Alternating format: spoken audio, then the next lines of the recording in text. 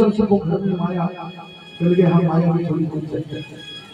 मैंने कहा कि सब सुख पूर्ववर्ती नारी, चल गए हाँ नारी की चीज पत्नी की कहा मां का सम्मान करते।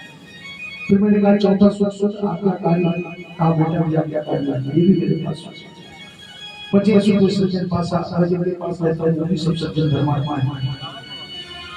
लेकिन मुझे छठा सुख, मैंने कहा छठा सुख क्या मतलब, कहा जो आपने बताया छठे सुख सज्जन पासा, तो मैंने कहा वो भी सुख आपको मिल जाएगा, आप अपनी तरफ से ईर्ष्या का चश्मा हटा दें, अगर वो रख रहा है। आप हमेशा प्रभु का भजन करिए, उसके लिए आप गलत मत सोचिए, वो सोच रहा है सोचिए, आपको सुख मिल जाएगा, सातों सुख मिल जाएगा।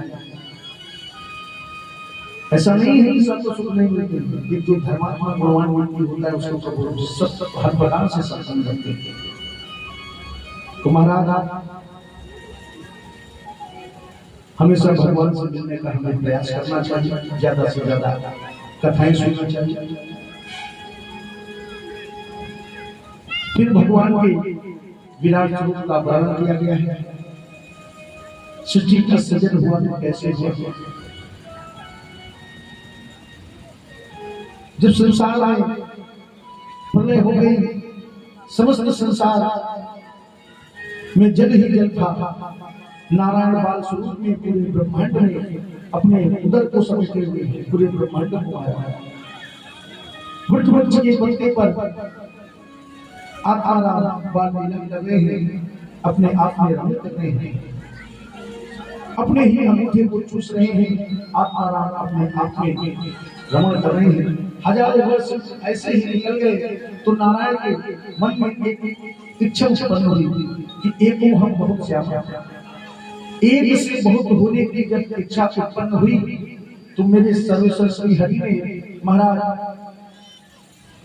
स्वयं नारायण की नाभि से एक कमल हुआ, उस कमल में बैठे हुए ब्रह्मा जी का प्रकट कैसे हुआ, नारायण की नाभि से कमल और कमल से ब्रह्मा जी की उत्पत्ति हुई। अब ब्रह्मा जी की उत्पत्ति हुई तो ब्रह्मा जी ने कहा मैं हूं कौन, कमल की पंखुड़ी के नीचे उतर गए, हजारों किलोमीटर नीचे, कुछ पता नहीं चला। कहा अच्छा ऊपर चलते हैं, जब ऊपर गए तो और छोड़ कहीं नजर नहीं आया।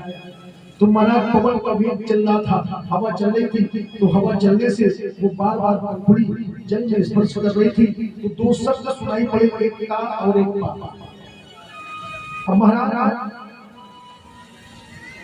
ब्रह्मदेव ने सोचा कि मुझे तप करना चाहिए, हजारों वर्षों तक तपस्या की, तब नारायण ने दर्शन दिया और कहा ब्रह्मा मैंने ही तुम्हारा सृजन किया, हम चाहते हैं कि तुम सृष्टि का निर्माण करो। ब्रह्मा ने चारों तरफ देखा तो चारों तरफ देखने से चतुर्मुख के ब्रह्मा हो गए और कहा प्रभु हम सृष्टि का सृजन कैसे करें। कहा हमें सृष्टि का सृजन करना है। नारायण श्री हरि है ब्रह्मा को चारों वेदों का ज्ञाता बनाना, ऋग्वेद, सामवेद, अथर्ववेद, चारों वेदों का ज्ञाता बनाना नारायण। और कहा ब्रह्मा अब तुम सृष्टि का सृजन करो। अब सृष्टि का सृजन करने के लिए ब्रह्मदेव ने सबसे पहले 4 सहस्रवारों को उत्पन्न किया, जो ब्रह्मदेव के मानस पुत्र थे, सनंदन, सनातन, संतकुमार।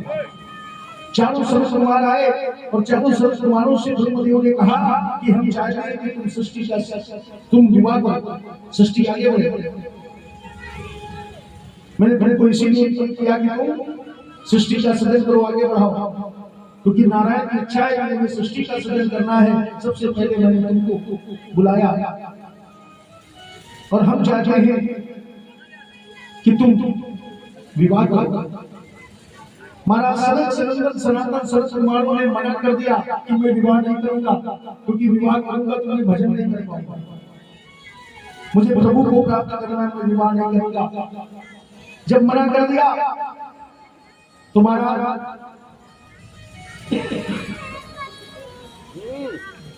ब्रह्मदेव ने श्राप दे दिया कि तुम कभी बड़े नहीं हो, इतने ही बड़े हो। महाराज आज लोग कहते हैं कि अभी उम्र नहीं है भजन करने की। कितने छोटे थे शरद कुमार, बाल्यकाल से भजन में मन लगा। प्रभु राम का बाल्यकाल से ही भजन में मन लगा। ध्रुव महाराज का बाल्यकाल से ही भजन में मन लगा। प्रहलाद महाराज का बाल्यकाल से ही भजन में मन लगा। ऐसा मत कहिए कि जब हम 60 साल का 70 साल का हो जाएंगे तब हम भजन करेंगे। भजन बाल्यकाल से प्रारंभ करते हैं। इससे भविष्य का अच्छा निर्माण होता है और आप प्रभु के चरणों में कृपा के पात्र हो जाते हैं। महाराज चारों भाइयों ने मना किया, विवाह नहीं करेंगे। तो ब्रह्मा ने कहा कोई बात नहीं।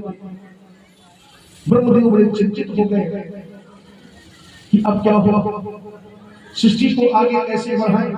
तब ब्रह्मा ने 10 ऋषियों को प्रकट किया। मारीचि, पुलस्त, पुलक, ऋतु, भृगु, वशिष्ठ, दक्ष, नारद, अंगिरा इत्यादि ऐसे 10 प्रकार के 10 ऋषि